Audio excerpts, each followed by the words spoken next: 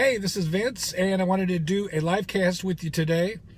The reason for it is I want to share with you an audio recording that I did a couple years ago at the Lehigh Assembly of God in Lehigh Acres, Florida. I spoke to a group of men, and the Lord led me to share a testimony of what my wife and I went through. You know, in the Bible, we have several instances of Joseph and with Job, where it seemed like everything went the opposite direction from what they wanted it to go, and it was perplexing to them. But yet they remained faithful, and God turned their situation around.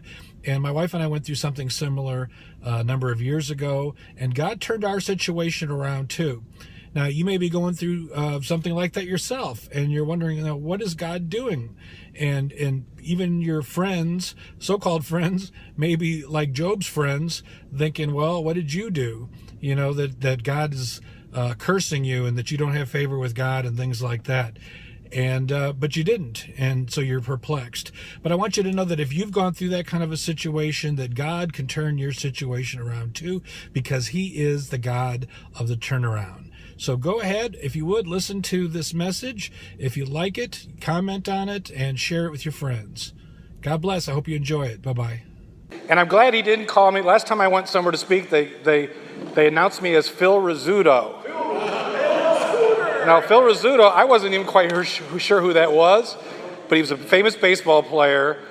He died at 79, like in 2007, so I don't know how they correlated the two, but I look really good for 79, yeah. So my name is Vince Rizzo, and really glad to be here this morning and to share with you, and just love going to this church, and just want to share a little bit from my heart today with you. You know, one of my favorite scriptures is the book of Proverbs, and it's Proverbs 3, 5, and 6. I have it here, but I don't even need to look at it. And so I'm just going to quote it to you. And it's probably one of yours too. Trust in the Lord with all your heart, and lean not to your own understanding, but in all your ways acknowledge Him, and He will make straight your paths.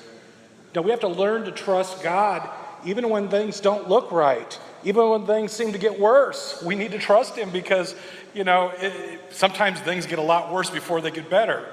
And we have evidence of that, in the Word. We have to learn to trust God and lean not to our own understanding. How many of you try to figure everything out? Even from little kids, we got to know everything and how everything works. And we need to try to understand everything. And we try to figure out, well, God, what are you doing? Why don't you do it this way? Why don't you do it that way? Why are you doing it this way? And so we're confused and perplexed. But we have to learn to get in a place that we trust, that we enter into a rest, that we trust God, that we know that He is faithful, that even though we may be going through some tough times, that He's got us covered, that He is the Ancient of Days, that He is our Alpha and Omega. He's able to do exceedingly abundantly above all we ask or think, and that's what we've got to focus on. And what I felt God wanted me to talk to you about, which still is along that line, is the fact is that God is the God of the turnaround. He's the God of a turnaround. Sometimes with companies, they bring in an expert to, a company's failing. They bring somebody, they turn the business around and begin to make a failing business work. And God is a turnaround agent, but He makes failing people a lot better. And we know that all from before we were saved, that He's turned our lives around. But during this economy, especially, I think people are struggling because things are not the way they used to be. It can become fearful. We can lose things. And we think, God, what's the deal? What's the deal here? Why? I haven't done anything. And yet, it seems like things are falling apart. And it gets to be really, frustrating. And I think of the story of, first off, the story of Job. Remember him? He was a great guy. In fact, he said he was an excellent guy. He was a righteous guy. And what happened? And in this case, it was the devil came in, but it got bad. He lost a lot of stuff. He lost livestock, lost his kids. But what happened? He still stayed faithful. And what happened to his end game? It said that he had more than what he started with. But he still went through all the bad stuff. And his friends would say, what the heck did old Job do? What did Job do that all this happened? He must be in sin. He must not be following God. Was that true? No. He was a righteous man. Then we think of the story of Joseph. That's an awesome story too. Here he's got the coat of many colors.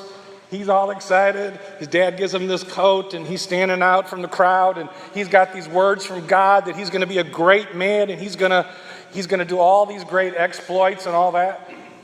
That's day one. What happens to day two? He's down in the pit. He's down in the pit, thrown in there by his own brothers. His old brothers sold him in the pit and sold him off to Egypt. Did it get better? No, it got worse. Even when it seemed to get better a little bit, then it got worse again. Was he a bad guy? Was he sinning? Was he doing anything wrong? No. But he was going through some tests that he didn't know what God was doing, but he was going through some tests, and God knew exactly what he was doing. He was going through some testing. You can't have a great testimony without a great test. When you go through the test, you come forth tried by fire, and you come forth after going through that rough test, and you have that testimony of the glory of God, that God did this, that even though I went through the problems I went through, I come out on top. In both cases, they came out better than they were. So those are two Old Testament examples. And I'm going to give you a little New Testament example. And I don't know about you, I like hearing testimonies of people now. I mean, even though that's definitely inspiring and definitely, it's true and so forth. But I actually went through something similar to that myself. My wife and I, if you don't know, we ran a mission in North Fort Myers to the homeless. We fed homeless people. 3 nights a week, I preached to the homeless. We had toiletries we passed out. And it was an amazing ministry. We saw many drug addicts and prostitutes get saved and set free. But for the grace of God, I might be living under the bridge myself. So back then, I just could relate to these guys. And I've preached in jail and that's a whole nother story. But yeah, I preached in jail and so forth. So God had this ministry there for us, and it was growing. We had like 60 volunteers, and we had big Thanksgiving and big Christmas and fed all these people. And it was awesome. And one day the Lord told me that I was to go ahead and I felt bad. Most of my people were men more than women, and I wanted to take them off the streets. And I felt the Lord speak to me to go look for a hotel or something to be able to start a facility. Well, I didn't have any money. My whole mission was as big as your bookstore practically. It wasn't very big, but we were packed out. And I had no money. I was eating the food that came in, donated. I was wearing the clothes. We were living just by donations. It was God provided, but it was, kind of a challenge sometimes. So I started looking at all these places. And then I used to do the walk to Emmaus. I was a spiritual director in several of these walks. And there was a guy there. I asked him to come look at this property. And he said that he would. I didn't realize he was a millionaire. I was just asking him to look just because, I figured he knows real estate. I know nothing about real estate. I'm kind of the persuasion of George Mueller. I don't ask for anything from anybody. I pray and I seek the Lord. I don't try to manipulate, to get things. If I know he was a millionaire, I probably wouldn't have asked him. But he came, and then he pulled out his checkbook, and he offered this lady $80,000 as a down payment on this hotel. So he offered it to her. She refused it. She says, well, I can't, I want all the money. So it was just still amazing to me. Wow, that somebody would be even willing to do this. So next thing I know, I went to another one of those meetings, and he says, I can't sleep at night. I keep thinking about your mission. I keep thinking about the little shoebox that you're running your ministry out of, and you need to have a facility or something. And he says, I can't sleep, and I didn't say, yes, God told me I didn't say anything to him other than, well, praise God, and I just let it alone. Let God do what he's doing. Next thing I know, he calls me up. He says, I have a hotel and a restaurant on 8 acres. Well, the first place was just a little hotel, too close to the mission really because of the traffic there. It really wasn't the best place for what I wanted to do. Here's a place further out by the shell factory, and it's 8 acres with a restaurant. He said, would you be willing to take that? I said, sure. So he says he's going to buy it. He says, in 90 days, I'll close on it. I'll put my deposit down, and you can go take it over. I went to the restaurant. They didn't know yet that I was the owner, and I would be in a few months. So I went in, and I'm sitting there, and I'm eating breakfast, and I'm just saying, God, you are so awesome.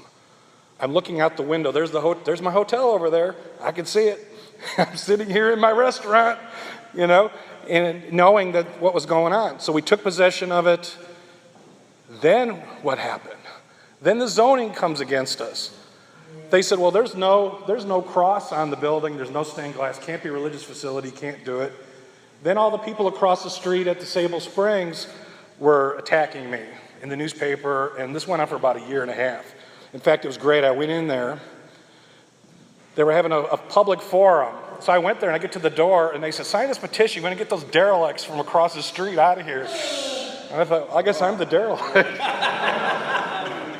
I got up to speak, and the Holy Ghost came out and just anointed me. And within a few minutes, their countenance changed, and they were clapping and applauding what we were doing. Excuse me. So they were applauding us, and so that was great. So at least the neighbors weren't going to, burn us down or do anything to us.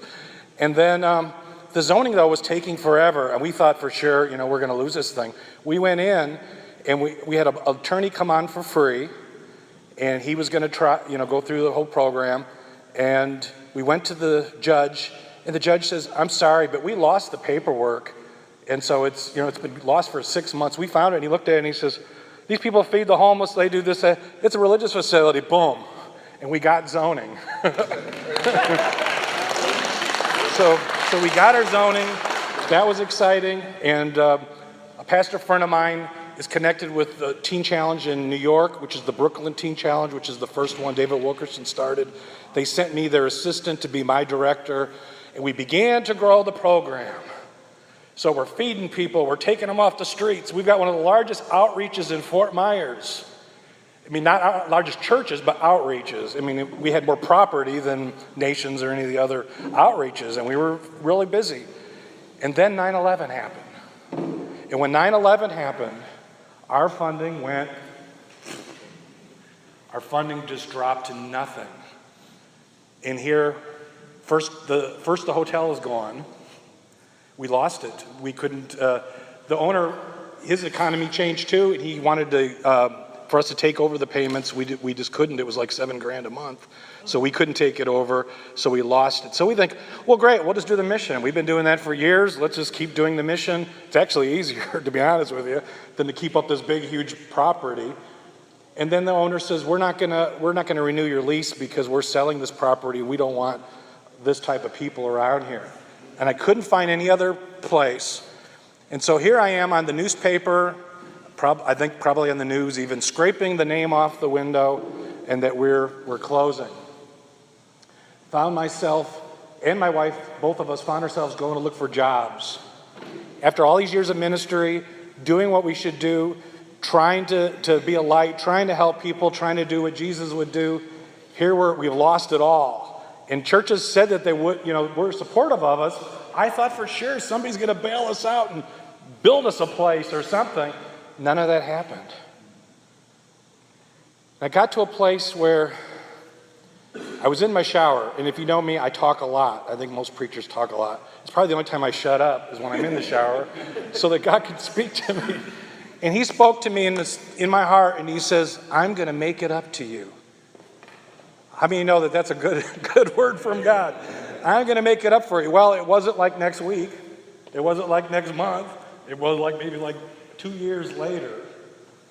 I was online, and I was looking for a Bible school to go through online, and I found a school out of Australia. How many of you believe in divine appointments? Amen. So I had this divine appointment. I used to do pest control, so that's what I'm doing. I'm back in pest control. In fact, I just was telling my wife, I'm driving this rickety truck to Naples, and it doesn't have headlights. And they had me working late, and to make the lights go, it is a stick shift. I'm holding the light bar and trying to steer at the same time to come back, right? It's like, God, what did I do? You know, I hadn't done anything wrong. I hadn't sinned. I hadn't done anything. But things just reversed, seemingly. And it was frustrating, and it was hard, to deal with. And it's people would say, well, God closes one door to open another. I was doubting that, to be honest with you. I was doubting it because it wasn't turning around. It wasn't working particularly. But by divine appointment, I found that school, and that guy that ran the school out of Australia, he wrote all his courses. He was a real prolific writer, and there was a connection immediately. And I'm very much into technology. The last church I was on staff, they called me Pastor Gadget because I'm all into gadgets and technology, and I love that kind of stuff. I love websites and all that. So we connected. He was a lot like me. And he had this Bible college out of Australia. It had 20,000 students worldwide. And so I joined up with him. I began to run his Bible college for this hemisphere because when we're asleep, they're awake. So I began to do the tech support and the help desk for this part of the world. And unfortunately, my friend died. But I got a call from somebody in Naples. They liked what we were doing with it was a free, low-cost program.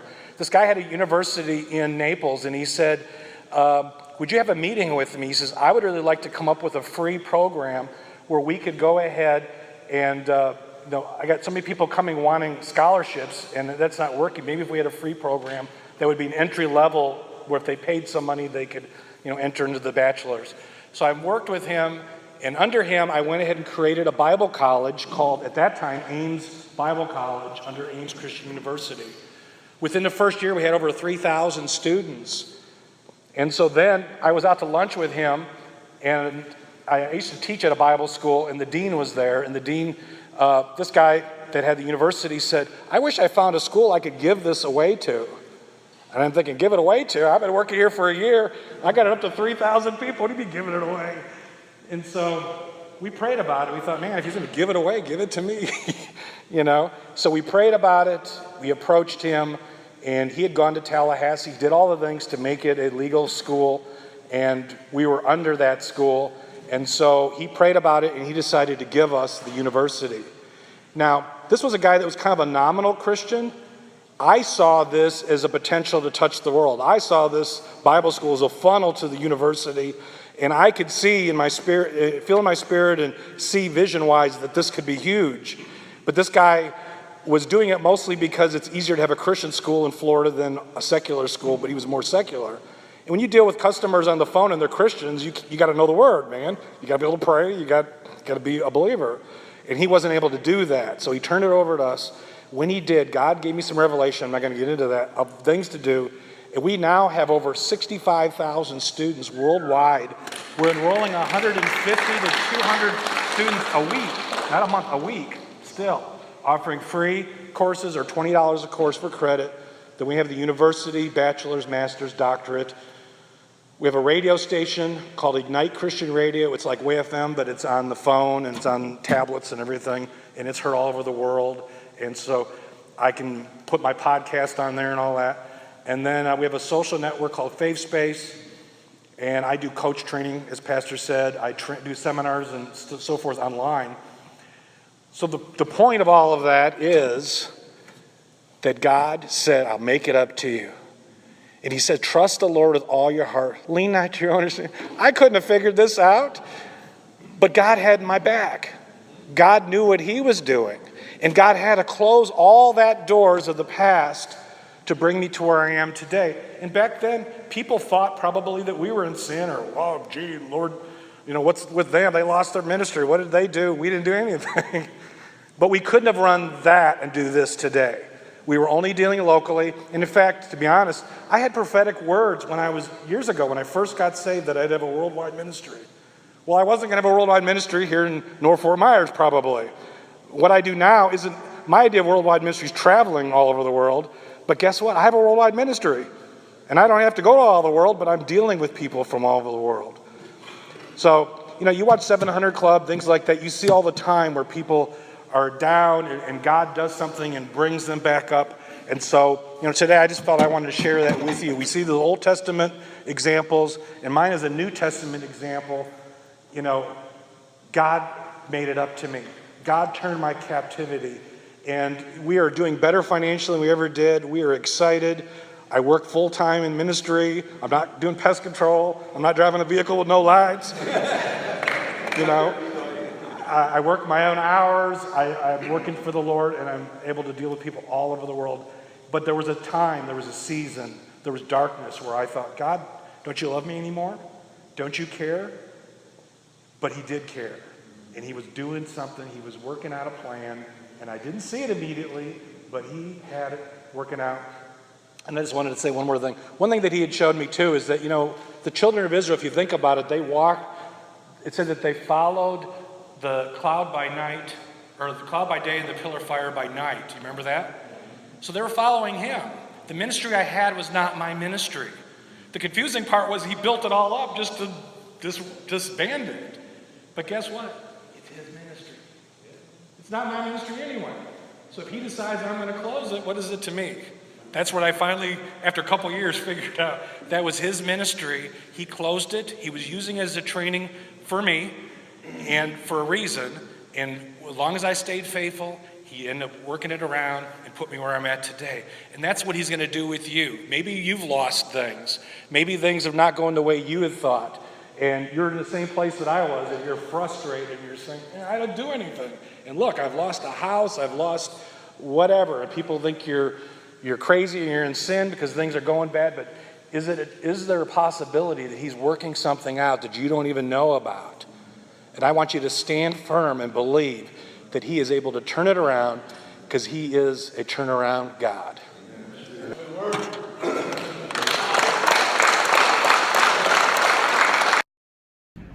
Well, I'm back. I hope that the message was a blessing to you.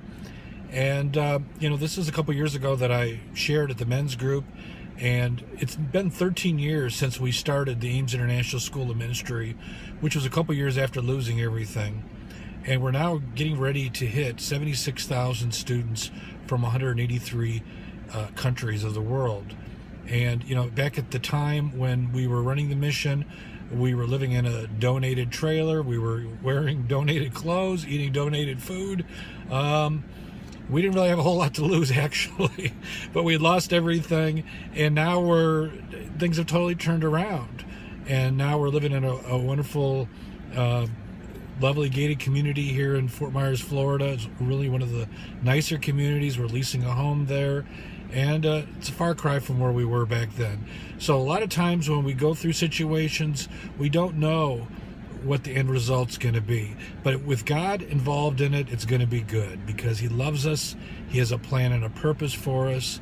He's our loving Heavenly Father, and he's got great plans for us. So I hope the message has been a blessing to you.